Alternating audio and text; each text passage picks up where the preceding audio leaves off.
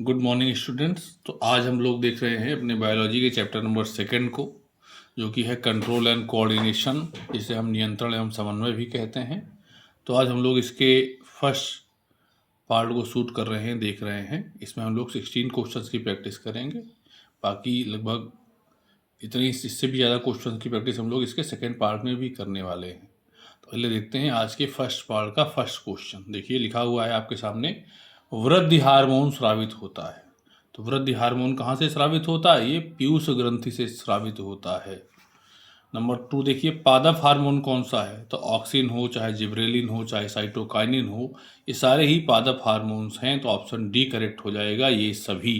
Question number 3 देखिए, बीजों की प्रसुप्ति को समाप्त करने में सहायक होता है। ठीक है ना, बीजों की प्रसुप्ति को समाप्त करके उनके अंकुरण में जो सहायता करता है वो है हमारा जिब्रेलिन। ऑप्शन बी करेक्ट हो जाएगा।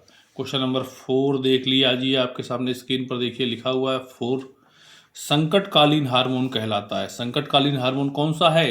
एड्रिनलिन।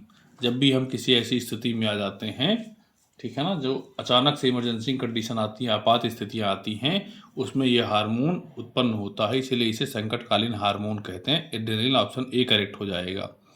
क्वेश्चन नंबर 5 देखिए, शरीर संतुलन में सहायता करता है। तो वो है हमारा अनुमस्तिष्क, जो कि हमारे शरीर के संतुलन में सहायता करता है। बी करेक्ट हो जाएगा। क्वेश्चन नंबर 6 देखिए, शरीर, ताप, भूख, प्यास, नींद, उपापचय आदि क्रियाओं का नियमन कौन करता है? तो ये करता है हमारा डाइएन्सिफेलान। क्वेश्चन नंबर 7 आइए, प्रतिवर्ती क्रिया का उदाहरण नहीं है। तो इनमें से क्या है ऐसा जो प्रतिवर्ती क्रिया का उदाहरण नहीं है? तो वो क्या है? हृदय स्पंदन। ठीक है ना, क्योंकि ये 24 घंटे चलते रहने वाली प्रक्रिया है। ये किसी भी चीज़ को देख करके नहीं उत्पन्न होती है, ये प्रक्रिया सदैव चलती रहती है। तो सी ऑप्शन हृदय स्पंदन जो है वो करेक्ट हो जाएगा। बाकी ए, बी और डी में जो लिखा हुआ है, ये सब कभी ना कभी उत्तेजक जो है वो किसी क्रिया को देख करके हमारे शरीर की प्रतिक्रिया होती है। ऑप्शन क्वेश्चन नंबर 8 देखिए, मिश्रित ग्रंथि क्या है? तो मिश्रित ग्रंथि है हमारी अग्न्याशय। ठीक है ना, ये अंतःस्रावी ग्रंथि भी है और बहिःस्रावी ग्रंथि भी है, इसलिए ऐसी ग्रंथियों को हम मिश्रित ग्रंथि कहते हैं। क्वेश्चन नंबर 9 देखिए, अनुकंपी तंत्रिका तरह के कार्य किस हार्मोन के कार्य से संपादित होते हैं? ठीक, तो ये है हमारा एड्रिनलिन, वही संकटकालीन हार्मोन एड्रिनलिन। क्वेश्चन नंबर 10 देखिए, जड़ वामनता रोग निम्न से किसकी कमी से होता है? तो जो हमारा थायरॉक्सिन हार्मोन है, जब वो कम उत्पन्न होता है तो उससे जड़ वामनता रोग विकसित होता है। ऑप्शन ए करेक्ट हो जाएगा। क्वेश्चन नंबर 11 देखिए, एक न्यूरॉन से दूसरे न्यूरॉन तक विद्युत आवेग रासायनिक आवेग में बदलकर स्थानांतरित होता है। यानी एक तंत्रिका कोशिका से दूसरे तंत्रिका कोशिका तक में जो विद्युत आवेग है वो जब जाता है तो रासायनिक आवेग में बदल करके जाता है। कहाँ पर? युग्मानुबंधन में, यानी जहाँ पर दोनों न्यूरॉन यानी दोनों तंत्रिका कोशिकाएं एक दूसरे के साथ में मिल करके जुड़ती हैं, वहीं पर युग्मानुबंधन बनता है और वहाँ पर जो आवेग होता है वो रासायनिक आवेग में बदल जाता है।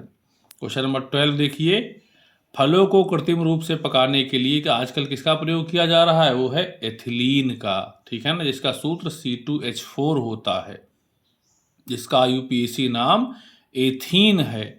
तो ए ऑप्शन करेक्ट हो जाएगा। क्वेश्चन नंबर 13 देखिए, झाड़ियों के शीर्ष काट देने पर ये और अधिक घनी हो जाती हैं। ठीक है ना, क्यों? क्योंकि इनके अंदर शीर्ष प्रमुखता के प्रभाव का समाप्त हो जाता है, तो जो आगे बढ़ने की चीज़ है वो ख़त्म हो जाती है, तो फिर ये बगल बगल में भी बढ़ना शुरू करती है, जिससे ये और घनी होती चली जाती हैं। क्वेश्चन नंबर 14 देखिए, पराग नलिका वर्तिका से होती हुई बीजांड की तरफ वृद्धि करती है, इसका कारण क्या है? तो इसका कारण है रसायनानुवर्तन। ठीक है ना, एक भिन्न प्रकार के रसायन के प्रति संवेदना प्रकट करना, उस ओर बढ़ते जाना ही रसायनानुवर्तन कहलाता है। इसी प्रकार से जल की तरफ बढ़ना या जल से दूर भागना जलानुवर्तन कहलाता है। ठीक, प्रकाश की तरफ बढ़ना या उससे दूर भागना प्रकाशानुवर्तन कहलाता है। गुरुत्वानुवर्तन यानी कि पृथ्वी की तरफ नीचे की ओर बढ़ना, ये गुरुत्वानुवर्तन कहलाता है। तो इसमें भी फिर सभी में धनात्मक और ऋणात्मक प्रकार भी होते हैं। क्वेश्चन नंबर 15 पर हम लोग आ जाते हैं, इंसुलिन कहाँ से स्रावित होता है? तो ये होता है अग्न्याशय से, ठीक है ना। और इंसुलिन वो हार्मोन है जो हमारे शरीर में शुगर के लेवल को कंट्रोल करता है। अगर ये हार्मोन कम उत्पन्न होता है तो इसका तात्पर्य है कि आपके शरीर में शुगर की मात्रा बढ़ जाएगी, आपके ब्लड में शुगर का लेवल बढ़ जाएगा, और ऐसे केस में आपको बाहर से इंसुलिन हार्मोन की जो दवाइयाँ हैं वो खानी पड़ सकती हैं। क्वेश्चन नंबर 16 देखिए, आज का लास्ट प्रश्न है। हाइपोथैलेमस भाग है, किसका भाग है हाइपोथैलेमस? तो हाइपोथैलेमस भाग है हमारे अग्र मस्तिष्क का। इसी तरह आप लगातार हमारे साथ जुड़े रहें, हम लोग ऐसे बहुत सारे क्वेश्चंस की प्रैक्टिस करने वाले हैं। निश्चित तौर पर ये जो सीरीज है हमारी, ये बहुत सारे बच्चों के लिए फ़ायदेमंद होने वाली है।